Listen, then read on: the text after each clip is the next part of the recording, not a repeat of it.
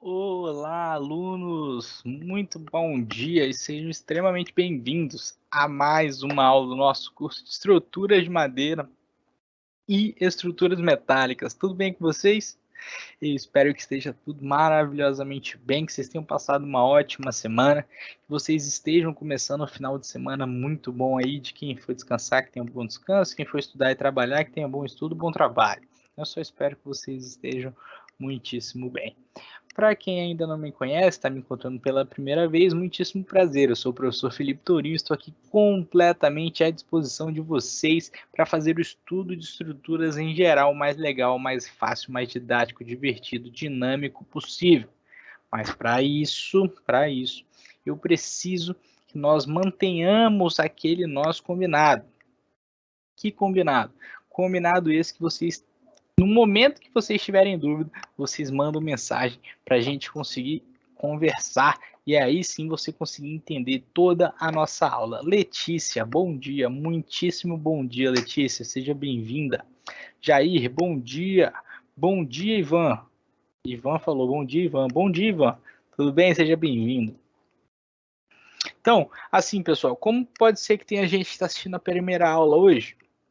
É o seguinte, primeira parte do nosso curso a gente vai falar sobre estruturas de madeira, segunda parte do nosso curso a gente fala sobre estruturas metálicas.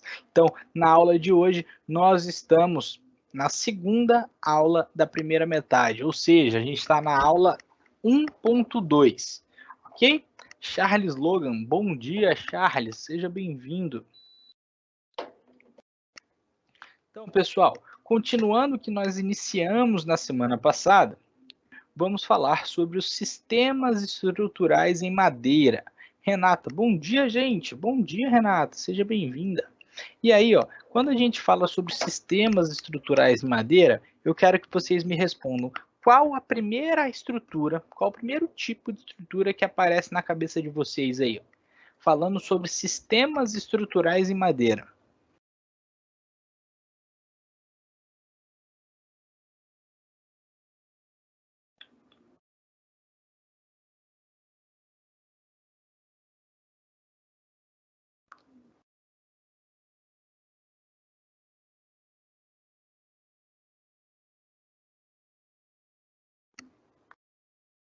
Me digam qual o primeiro sistema estrutural que aparece na cabeça de vocês.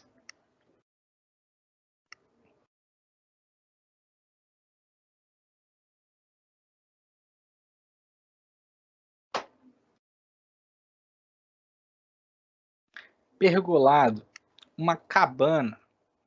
Legal, legal.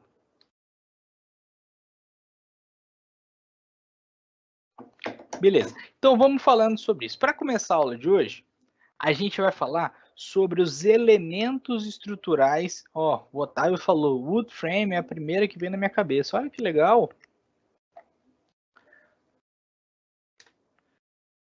Começando pelos sistemas estruturais, pelos elementos estruturais, tá? O sistema estrutural ele compreende o conjunto de elementos estruturais que são interligados entre si com a função de garantir a estabilidade estrutural e delimitar a forma espacial projetada, sendo então capazes de absorver e transmitir os esforços solicitantes. Os elementos estruturais podem ser classificados de acordo com a proporção das suas três dimensões. E aí eu trouxe uma imagem para vocês onde a gente consegue ver tudo isso. A gente consegue ver a nossa laje, a gente consegue ver as nossas vigas, os nossos pilares e as nossas fundações. Vocês podem notar aí também que nós temos a presença de elementos lineares, de elementos superficiais e de elementos sólidos. Legal, o Fábio falou um telhado, a Selma Freitas também, um telhado. Concordo com vocês, quer dizer, compartilho com vocês que o meu primeiro pensamento quando eu falo em estrutura de madeira, eu penso também em elementos de cobertura, um telhado assim, tá? Mas vamos lá. Deixa eu fazer um desenho para vocês no quadro, falando sobre os nossos elementos lineares, superficiais e sólidos. Tá? Então, vem comigo.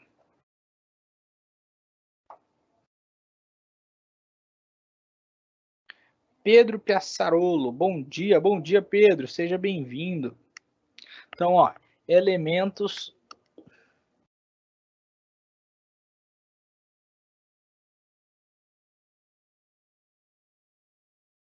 lineares.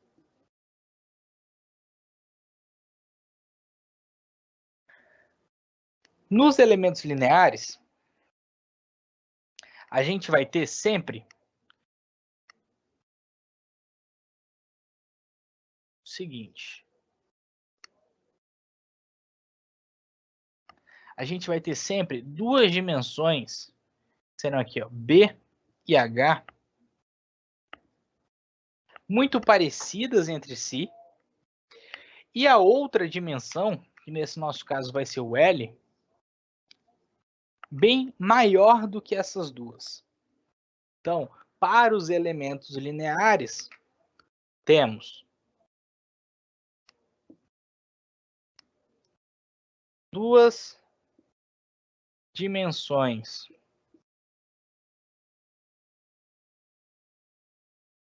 de mesma ordem de grandeza,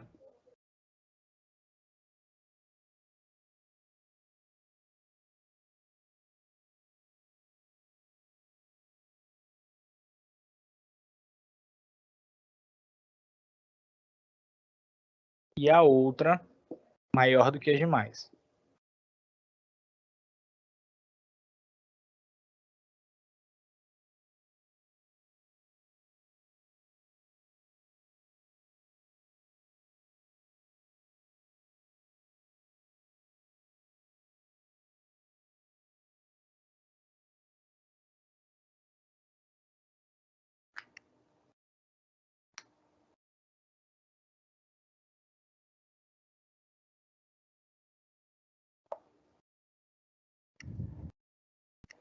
Então, nesse caso aqui, quais são os nossos exemplos? Vigas,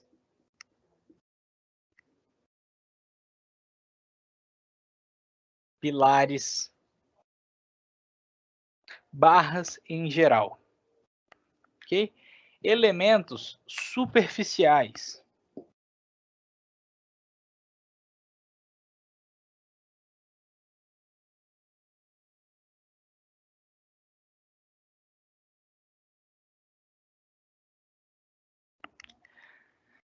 Nos elementos superficiais, a gente também vai ter duas dimensões com mesma ordem de grandeza.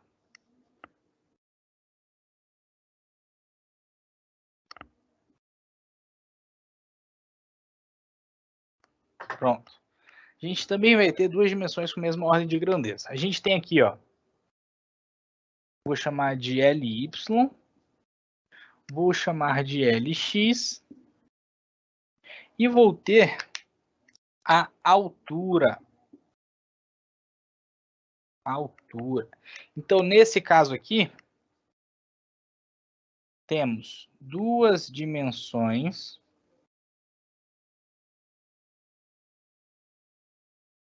de mesma ordem de grandeza,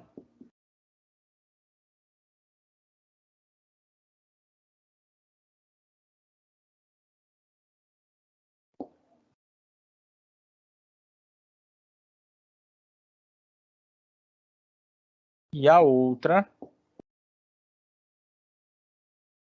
menor que as demais.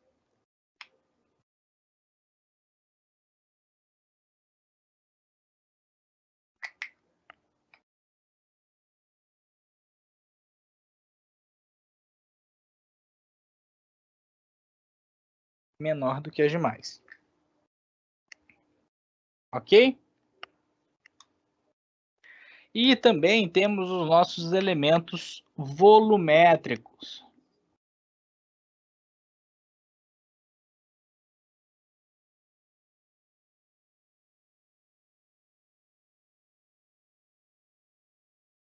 Onde os elementos volumétricos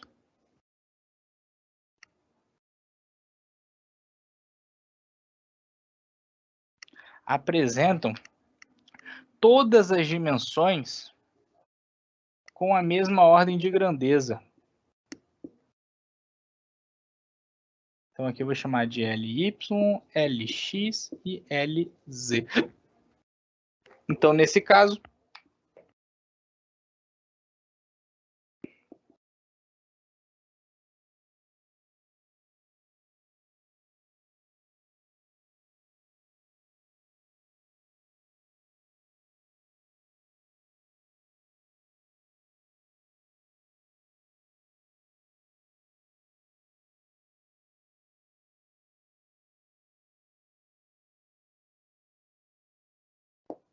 pronto. Volumétricos e sólidos são a mesma situação? Sim, Letícia, a mesma situação.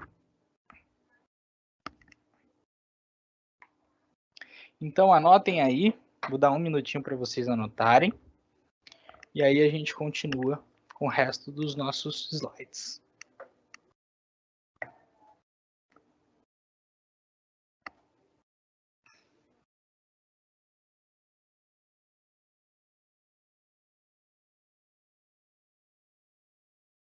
E aí eu já pergunto para vocês, qual que vocês acham desses três que é o mais utilizado nas estruturas de madeira?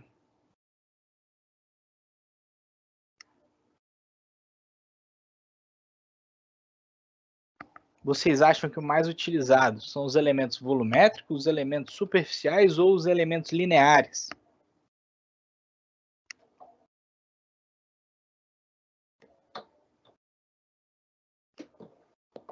Acho que já deu tempo para copiar, né?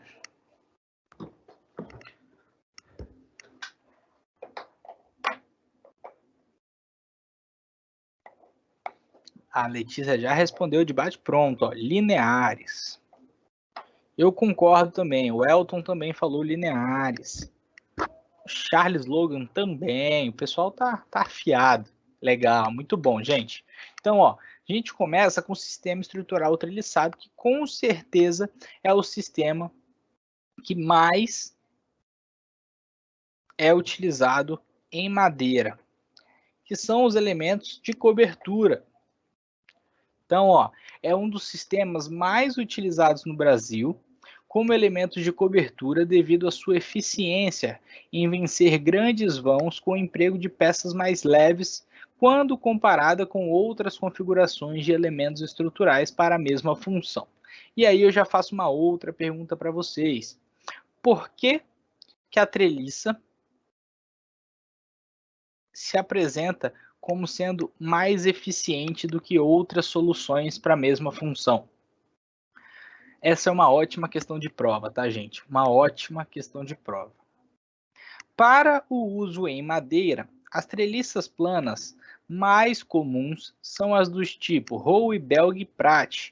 A treliça do tipo Howe é a mais tradicional devido à geometria e os esforços atuantes decorrentes das ações das cargas gravitacionais, sendo tração no montante e no banzo inferior e compressão na diagonal e no banzo superior. Já nos modelos Pratt e Belga, nos montantes e nas diagonais, os esforços se invertem. Haroldo Neves, bom dia. Lineares, concordo com você, Haroldo. Pedro Piaçarolo, para vencer grandes vãos. Sim, eu sei que as treliças são utilizadas para vencer grandes vãos. A minha pergunta é, por que ela é mais eficiente? Enquanto isso, a gente fala sobre os elementos que compõem as treliças. Tá? Nós teremos os banzos. Os banzos, eles são essa parte da estrutura que fazem o requadro. Tá? Então, são as partes externas. Tá bom? São os banzos. E aí nós temos as diagonais, que são os elementos que ficam inclinados. E além das diagonais, nós temos os montantes, que são os elementos que ficam normalmente na vertical.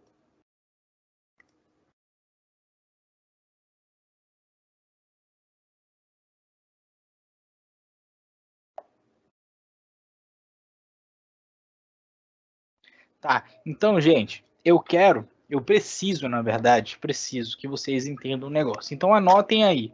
tá? Anotem. As treliças são mais eficientes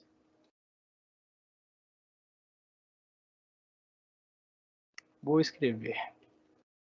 As treliças são mais eficientes, pois todos os seus elementos trabalham exclusivamente a compressão e tração, ou seja, sem a presença de esforços cortantes, momentos fletores.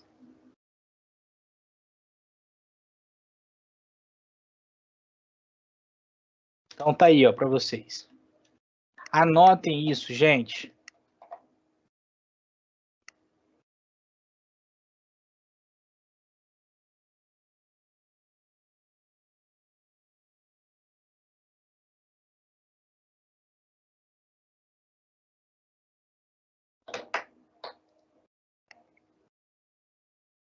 Renata, no caso das treliças serem mais eficientes, tem algo a ver com os ângulos de cada elemento? Então, de forma indireta, sim, Renata. De forma indireta, sim. Mas o que faz com que ela seja mais eficiente de verdade é porque todos os elementos eles trabalham somente a tração e compressão. Eles não apresentam momentos fletores e esforços cortantes.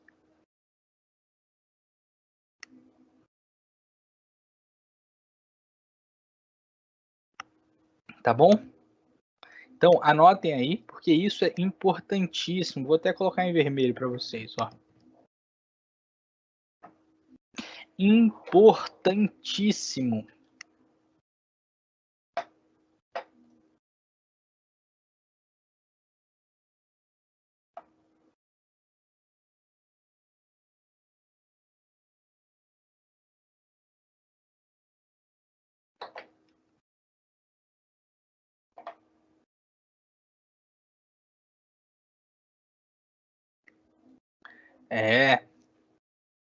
Lembro que teve uma pergunta parecida quando estudei resistência de materiais, mas tem tanto tempo que eu esqueci. É porque essa realmente é uma pergunta bem importante, é um conceito bem importante e muitas vezes a gente acaba esquecendo. Isso pode evitar muitos erros, na verdade, tá?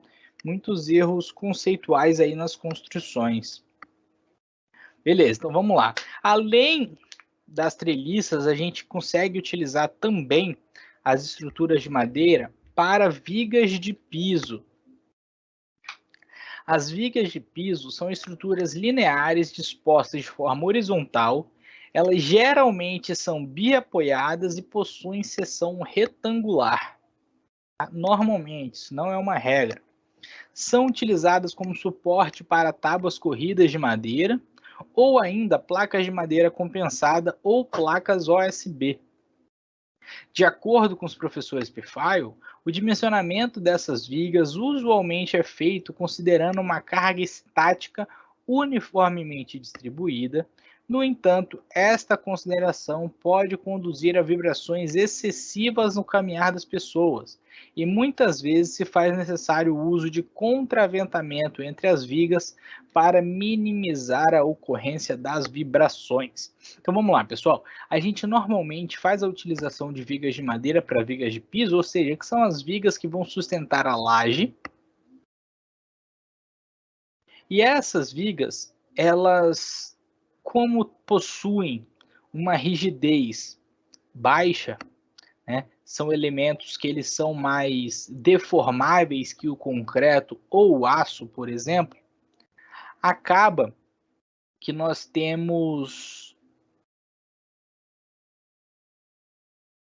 podemos ter, na verdade, problemas com vibrações. Para resolver esses problemas de vibrações, a gente tenta aumentar a rigidez da nossa estrutura. Como que a gente faz para tentar aumentar a rigidez da nossa estrutura?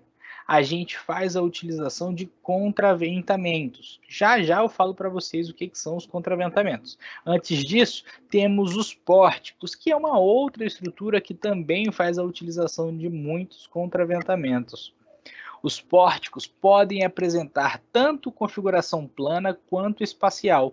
Os pórticos planos são estruturas lineares planas, usualmente empregadas nas construções de galpões, estádios de esporte ou estações rodoviárias, cujo vão varia entre 20 e 100 metros.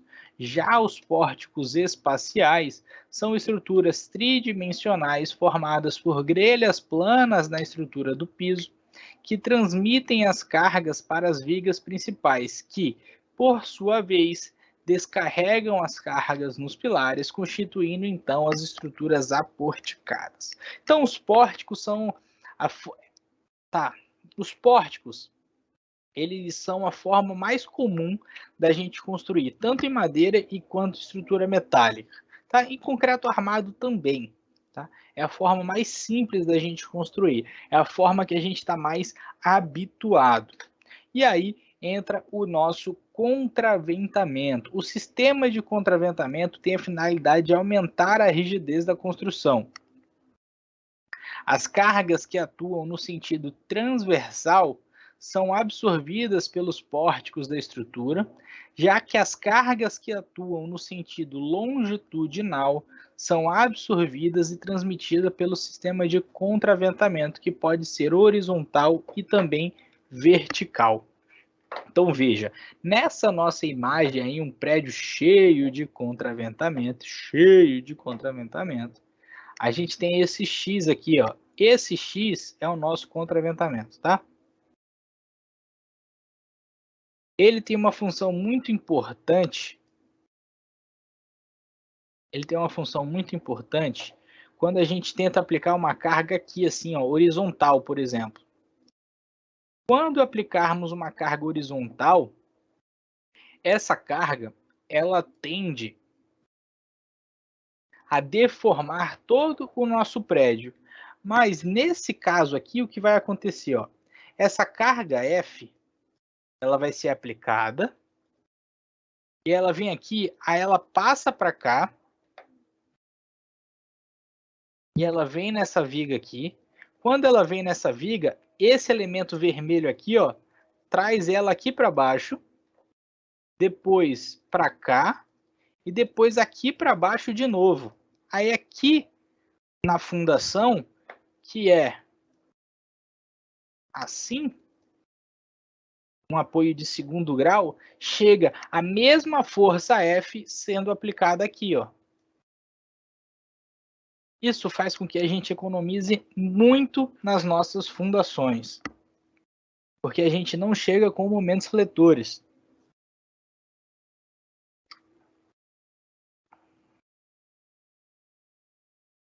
Ok?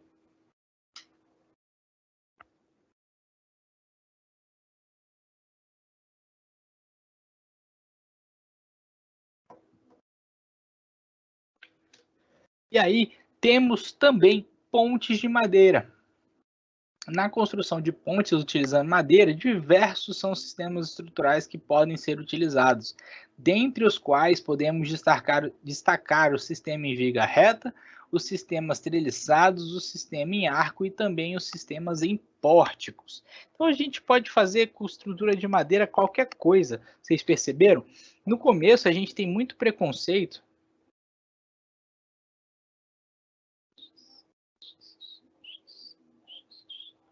Jair, não entendi. Selma Freitas, transfere as forças nos nós, seria isso? Não, anotem aí, ó. Os contraventamentos têm a finalidade de aumentar a rigidez da construção.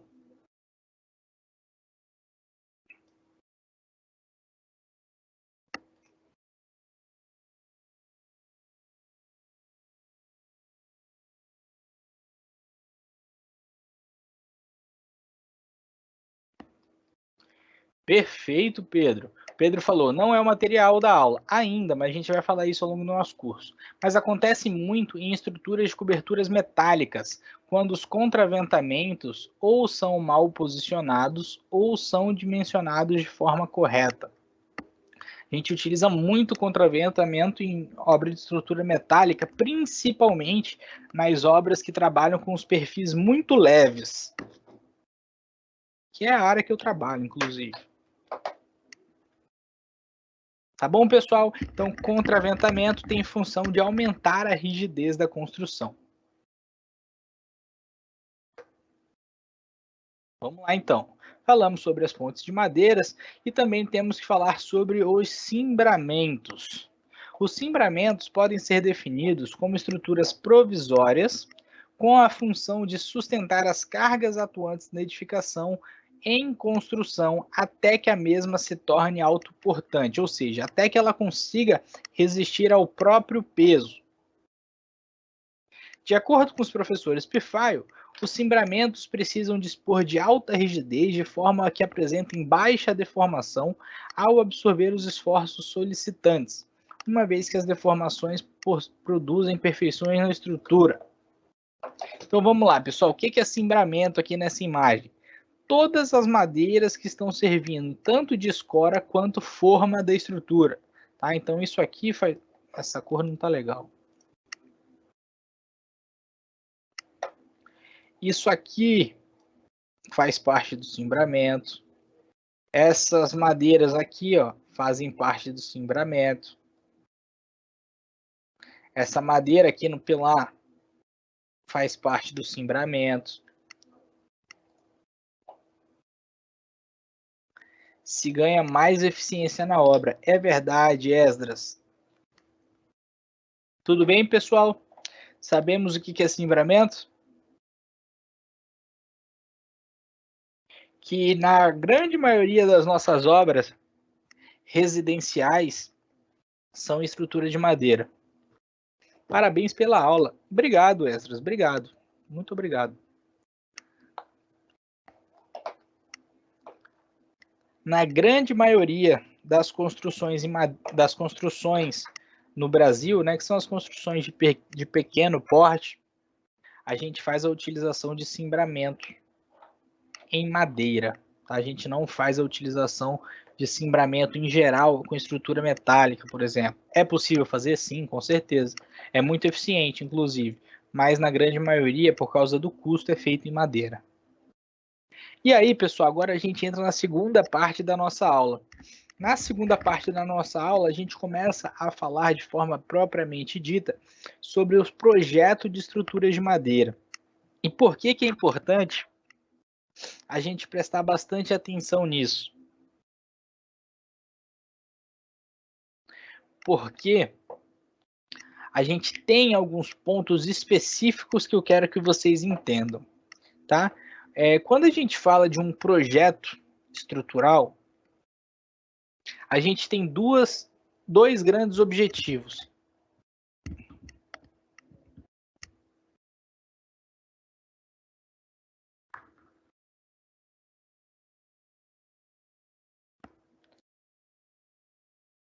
Então a gente tem dois grandes objetivos. Quais são esses objetivos? O primeiro de todos, que todo mundo pensa, é não deixar cair. Isso é verdade. Isso é muito verdade, tá? Primeiro grande objetivo de um projeto estrutural, não deixar a estrutura cair.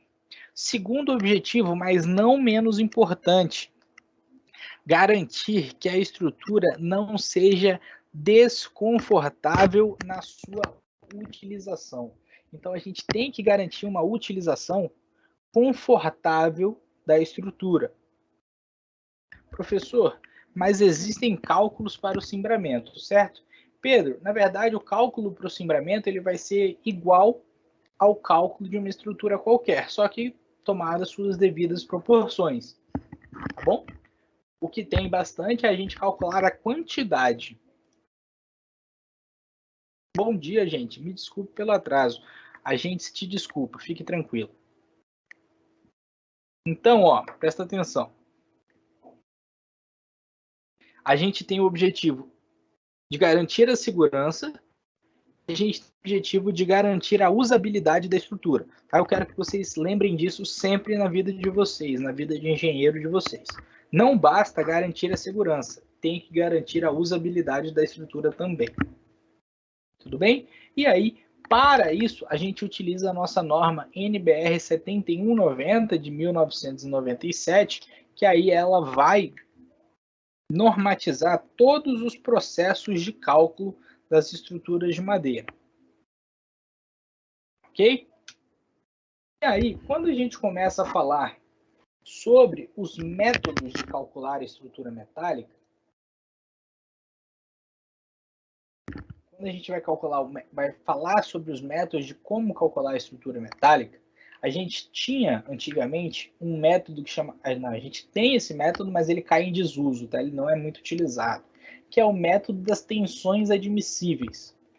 No método das tensões admissíveis, a gente faz o seguinte: eu calculo qual que é a resistência da peça, a resistência real da peça, e vou assumir que é aquilo ali, tá? Então, um exemplo que eu dei das outras vezes que eu dei essa aula foi o seguinte: vamos supor que eu pese 10 kN. Tá? Eu peso 10 kN. Só que eu quero comprar uma cadeira. Quando eu vou lá na loja, eu escolho a cadeira e eu vejo que ela resiste a exatamente 10 kN.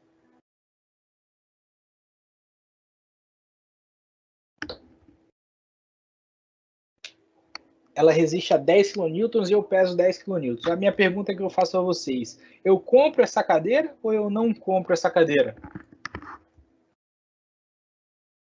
Renato perguntou: professor, quando o senhor fala de usabilidade, o senhor quer dizer o que mesmo? Primeiro, não precisa me chamar de senhor, tá, Renato?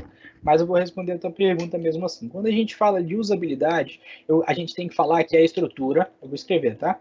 A estrutura não deve ter deformações excessivas, nem vibrações excessivas. Ninguém merece andar numa estrutura e essa estrutura está vibrando muito. Renata falou, não compra. Por quê, Renata? Por que eu não devo comprar essa estrutura, essa cadeira?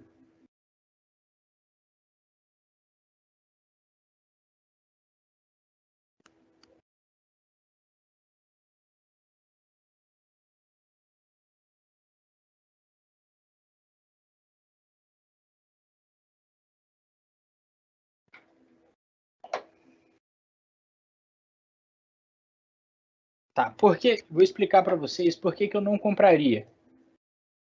Imagina aí, ó, eu compro essa cadeira, mas depois de algum tempo que eu comprei essa cadeira, eu engordei. Eu passei de 10 kN para 12. E a cadeira aguenta 10. Temos um grande problema aí.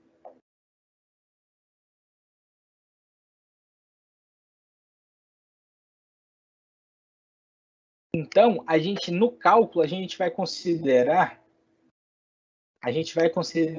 que nós precisamos garantir que a força que vai ser aplicada na nossa estrutura, pode ser maior do que ela realmente é, e a gente vai considerar também que a resistência da nossa estrutura vai ser menor do que ela realmente é. Okay? Para isso,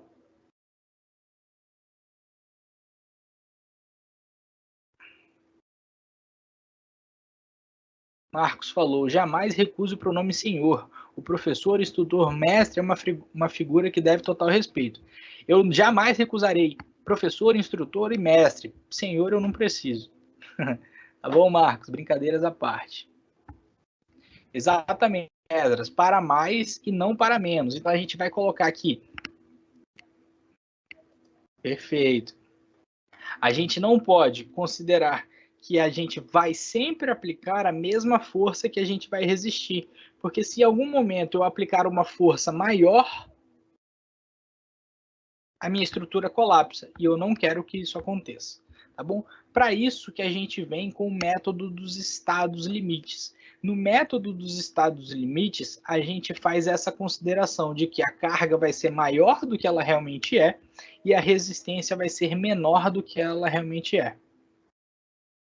Devemos... Mais ou menos, Gei, você confundiu um negócio aí, ó. Devemos minorar as resistências e majorar as cargas, tá bom? Quando você majora as cargas, você majora as tensões.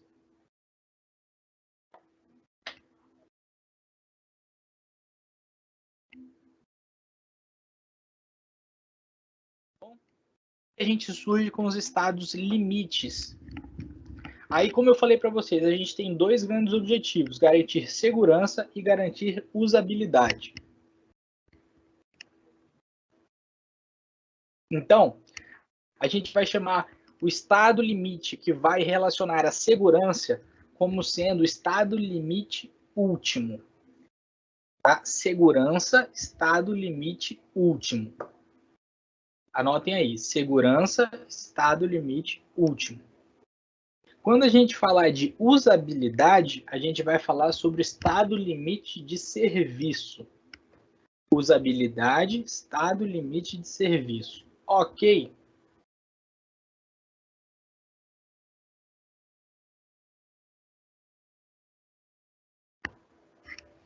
Então, a gente sempre vai considerar o seguinte para o cálculo das estruturas. A força que vai ser aplicada na estrutura, ela tem que ser menor do que a força que a estrutura resiste. Sempre, gente, sempre, sempre, em todas as ocasiões, a força que vai ser aplicada na estrutura tem que ser menor do que a força que a estrutura resiste.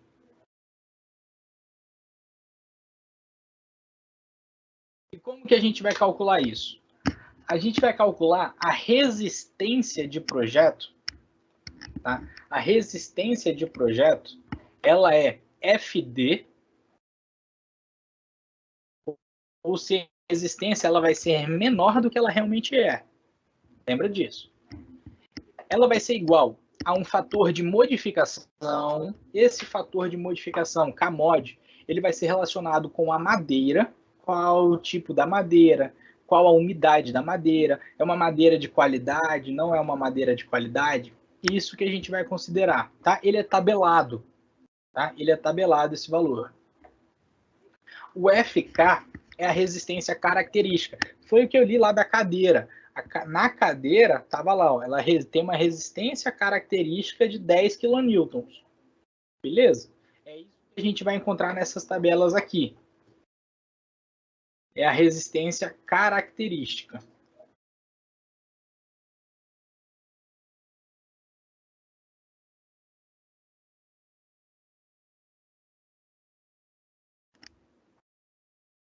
E também vamos minorar essa resistência pelo coeficiente γm. Esse coeficiente é um coeficiente de minoração.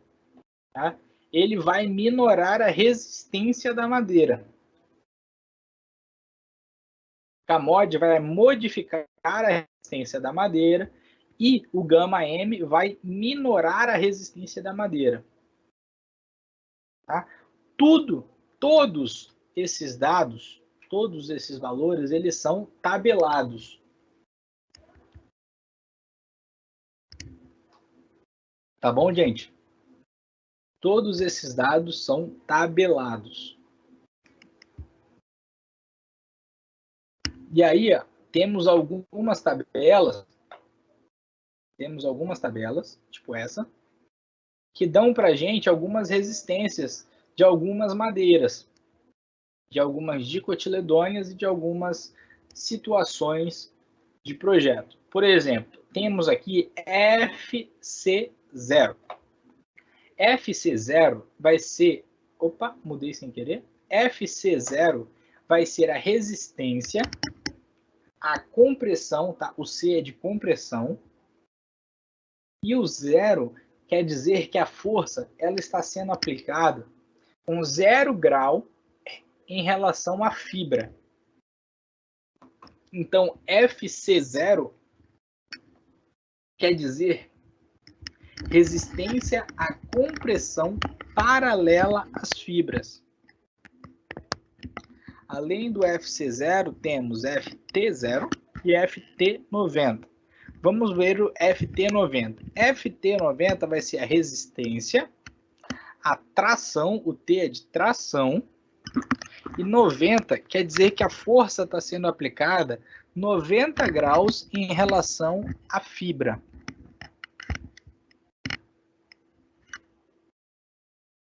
(90 graus em relação à fibra). Tá bom? Tudo bem, pessoal? Então vamos lá. Como que a gente vai definir o Kmod? O Kmod, ele vai ser a multiplicação entre o Kmod 1, o Kmod 2 e o Kmod 3. Todas essas três situações, todos esses três fatores são tabelados. Os três são tabelados. O Kmod 1, ele vai ser relacionado com o material e qual que é a classe do carregamento. Se é um carregamento permanente, se é um carregamento de curta duração, de longa duração, se ele é instantâneo. Esse vai ser o Kmod 1. O Kmod 2, ele vai levar em consideração qual a madeira e qual a umidade da madeira. E o Kmod 3 considera qual que é a classificação da madeira, se ela é uma madeira de qualidade, se ela é de primeira categoria ou se ela é de segunda categoria.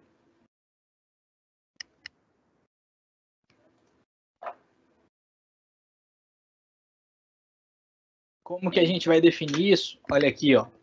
Presta atenção. Os valores de Kmod 1, Kmod 1 tá aqui, tá?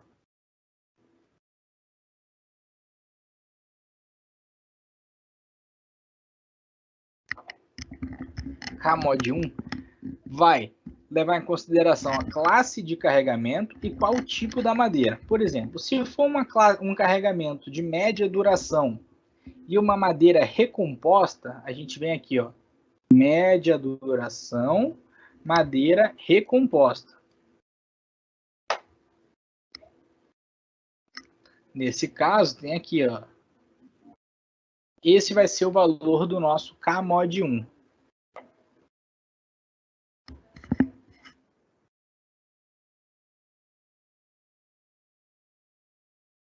O Kmod 2 está aqui. Só que o Kmod 2, ele leva em consideração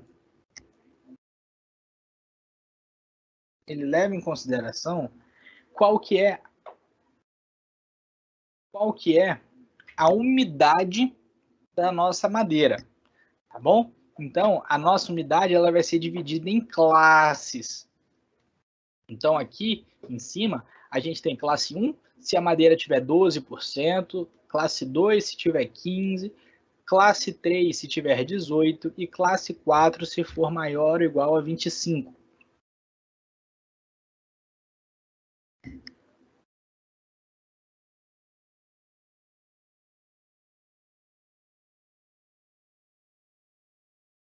E também temos a nossa tabelinha do Kmod 3. O Kmod 3 basicamente vai falar se a nossa madeira é de primeira ou de segunda categoria. Se for uma dicotiledônia de primeira categoria, 1. Se for uma dicotiledônia de segunda categoria, 2. E se for uma conífera, sempre vai ser 0,8. Tudo bem, pessoal? Ok. Vamos finalizar entendendo um exercíciozinho?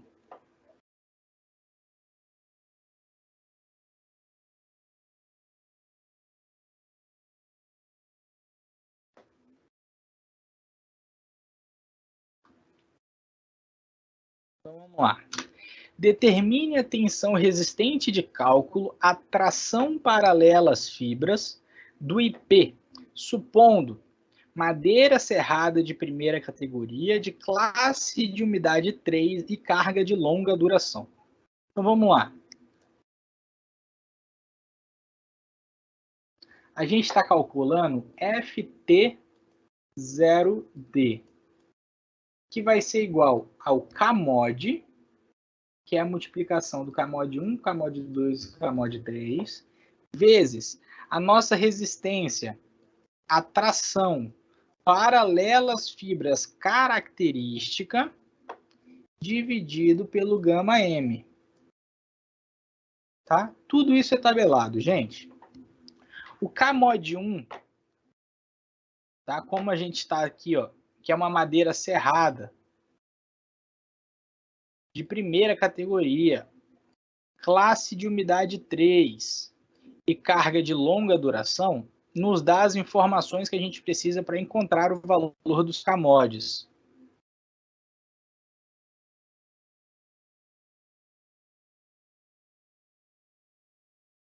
Professor, na web aula fala em 4 tipos de combinações. Mas só média duração, curta duração e instantânea. Qual a outra? Permanente.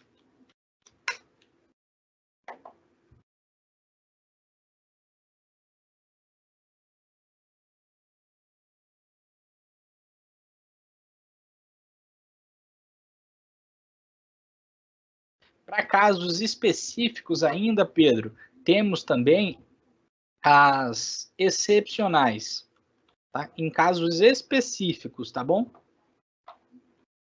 Opa, escrevi errado aí, vou deletar.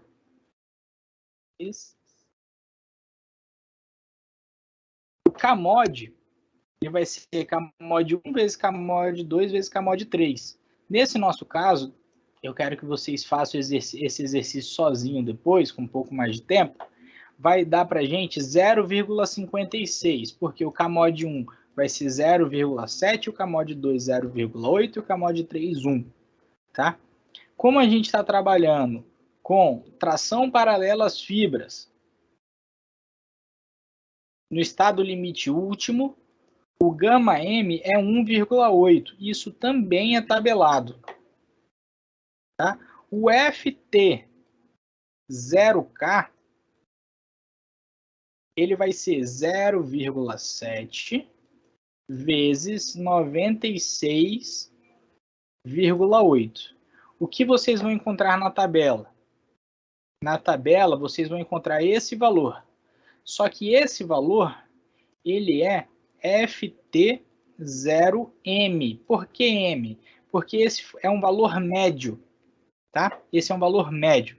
E para valores médios, a gente vai considerar um valor abaixo desse. Por isso, a gente vai multiplicar por 0,7.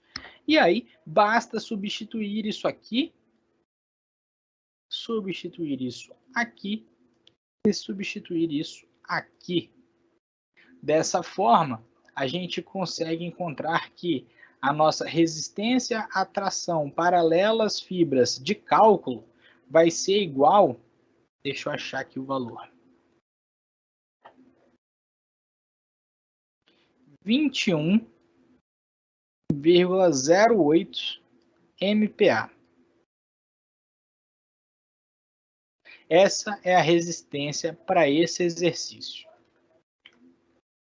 Tá bom, pessoal? O que eu sugiro a vocês? Façam esse exercício novamente e estudem o livro. Estudem o livro. Tá bom? Bom final de semana para vocês. Até a semana que vem. Um grande abraço. Tchau, tchau.